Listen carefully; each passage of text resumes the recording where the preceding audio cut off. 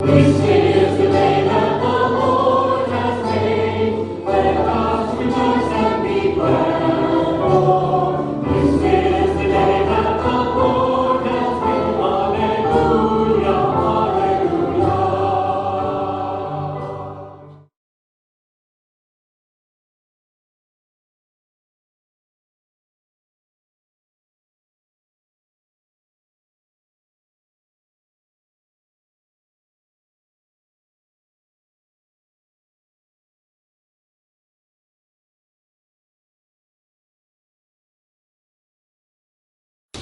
A reading from the letter of St. Paul to the Ephesians.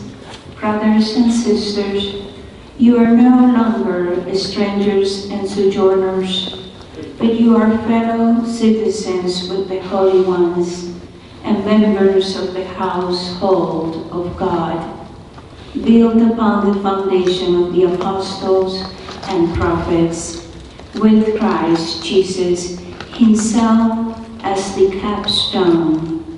Through him the whole structure is held together and grows into a temple sacred in the Lord.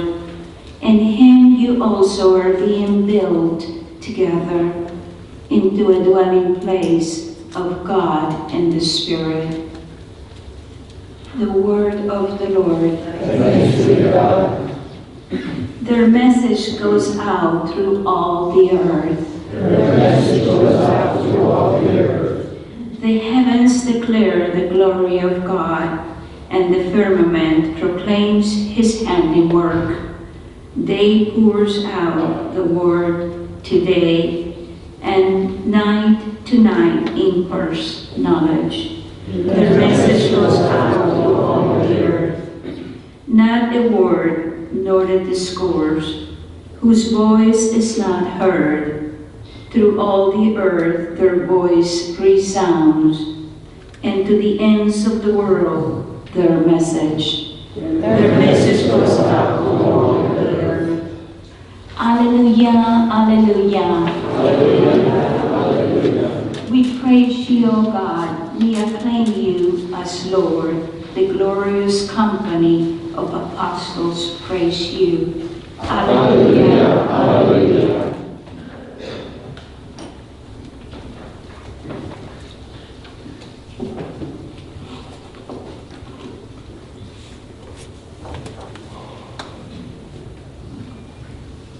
The Lord be with you. And with your spirit. A reading from the Holy Gospel according to Luke. Glory to you, O Lord. Jesus went up the mountain to pray, and he spent the night in prayer to God. When day came, he called his disciples to himself, and from them he chose 12, whom he also named apostles.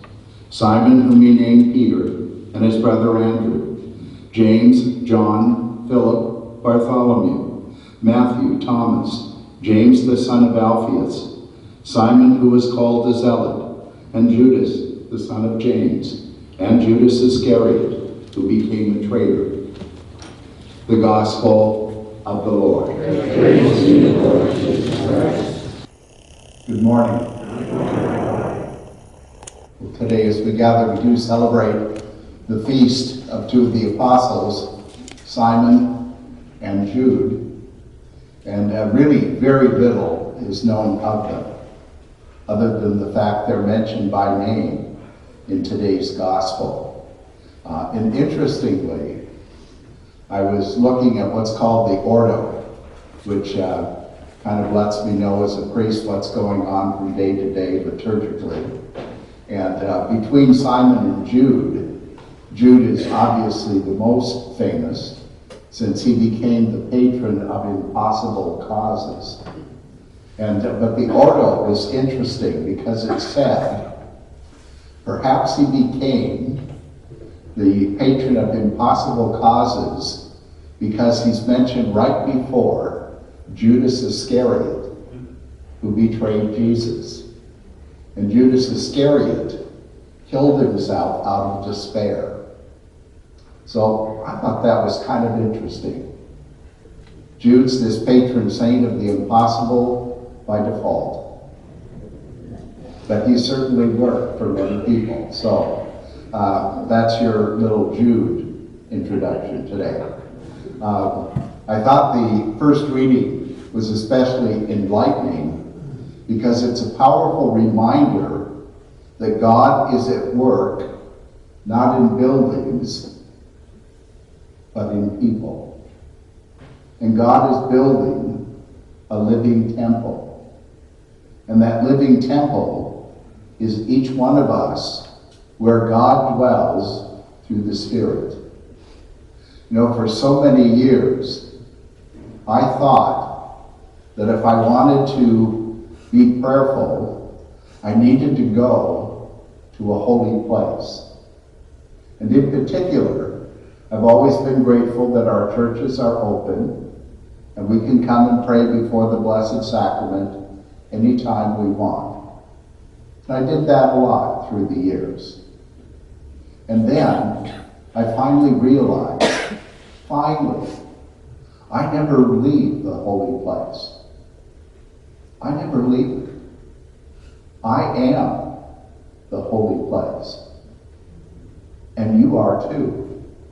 And that's what Paul proudly proclaims to the Ephesians, that we are each one being built into this living temple where God dwells with the Spirit. The Spirit is indwelling in me right now, and more importantly, in you right now. I don't know how many of you saw the movie Gandhi some years ago, but I was always impressed. I believe it was Ben Kingsley who played Gandhi. But if you remember, he would always bow to the divine in the other. And I thought, it's unfortunate that we don't have a practice like that.